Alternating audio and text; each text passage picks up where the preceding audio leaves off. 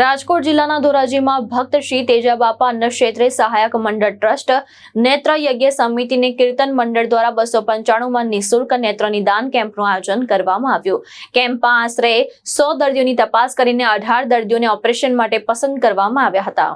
જિલ્લા અંધત્વ નિવારણ સમિતિ, શિવાનંદ મિશન, વીરનગર અને દાતાઓના સહયોગથી યોજાયેલા કેમ્પમાં જરૂરિયાતમંદ દર્દીઓની આંખની વિનામૂલ્યે તપાસ કરવામાં આવી હતી। ઓપરેશન માટે પસંદ થયેલા 18 દર્દીઓને શિવાનંદ મિશન વીરનગર હોસ્પિટલ ખાતે લઈ જવામાં આવ્યા હતા।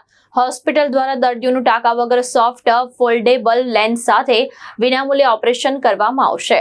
ઓપરેશન બાદ દર્દીઓને કેમ્પના સ્થળ પરત લાવવાની વ્યવસ્થા પણ હોસ્પિટલ દ્વારા કરવામાં આવી છે। દર્દીઓને રહેવા, જમવા ઉપરાંત ચા, નાસ્તો, ચશ્મા, દવા અને ટીપાની સુવિધા આપવામાં આવે છે।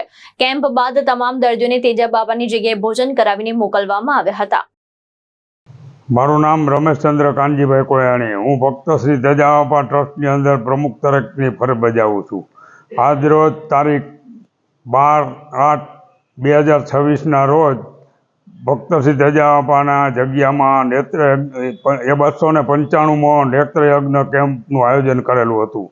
દર મહિનાના બીજા બુધવારે અમારે કેમ્પ હોય છે। આજે 295મા કેસમાં 60થી 70 જણાએ ઓપીડીનો લાભ લીધો છે અને 18 દર્દીઓને વિનામૂલ્યે વીરનગર ઓપરેશનમાં મોકલવામાં આવે છે। એના માટે અહીંથી વીરનગરથી બસ આવે છે, એ લોકોને અહીં જમાડી અને વીરનગર મોકલી છે। ત્યાં એનું વિનામૂલ્યે એક પણ પૈસાનો ખર્ચ વગર ઓપરેશન કરાવી આપે। ત્યાં જમવાની, હુવા બેહવાની બધી વ્યવસ્થા એના ભેગા ગયા હોય એને માટે પણ જમવાની તમામ વ્યવસ્થા છે અને શનિવારે પાછા એ લોકો અહીં મૂકી જાય છે। આવી અનેક પ્રવૃત્તિઓ તેજાબાપાની જગ્યામાં કરવામાં આવે છે, જેમાં 2 ટાઈમ અન્નક્ષેત્ર ચાલે છે, સબવાહિની છે અને આપણા હિન્દુના ધાર્મિક તમામ તહેવારો તેજાબાપાની જગ્યામાં ઉજવવામાં આવે છે।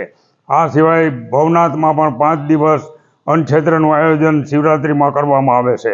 એમાં હજારો માણસોની સંખ્યામાં બધા ભોજન કરે છે અને નિસ્વાર્થ બધા આવે છે। નીલમ બોલુ રાઠોડ, દ્રષ્ટિકોણ ન્યૂઝ, ઉપલેટા, રાજકોટ।